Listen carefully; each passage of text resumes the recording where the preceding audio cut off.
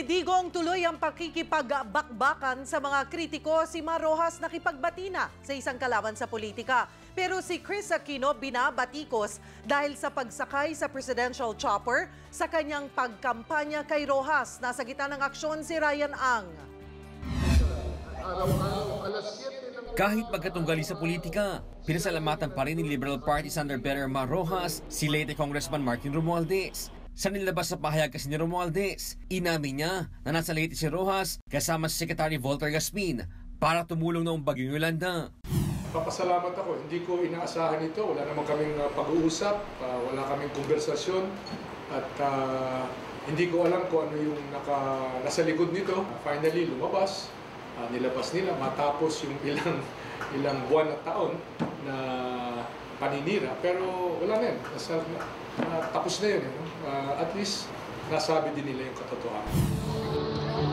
Nanawagan din si Rojas sa publiko na huwag maniwala sa mga paninira laban sa kanya. Habang abala ang Marlene Tandem sa pagsuyo sa mga botante sa probinsya, tuloy din ang pangangampanya ni Pangulong Aquino para sa kanila dito sa Maynila, kasabay ng pagtanggap ng honorary degree sa Public Administration sa Manuel L. Quezon University. Hindi mo kipinoy ang mga botante na suportahan ang mga pambato ng LP. Sigurin natin sino may kwalifikasyon. At pasensya na kayo, samantalin ko na yung pagkakataon. Alam po nyo, kinakampanya ko si Mar at si Lenny. The President of the Republic of the Philippines.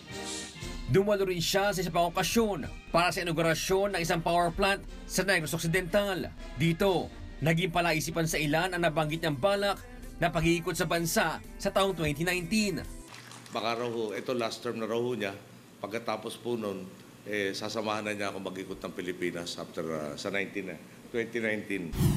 Dumipensa naman ng Malacanang kay Presidential Sister Chris Aquino. Marami kasi napataas ang kilay sa paggamit ni Chris ang chopper ng gobyerno sa sorte ni Rojas sa Samar. Reklamo ng ilang netizen.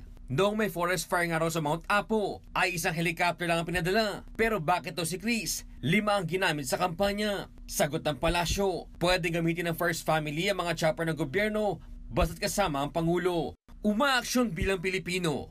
Ryan Ang, News 5. Be sure to come back. Use 5 everywhere. Copyright 2016.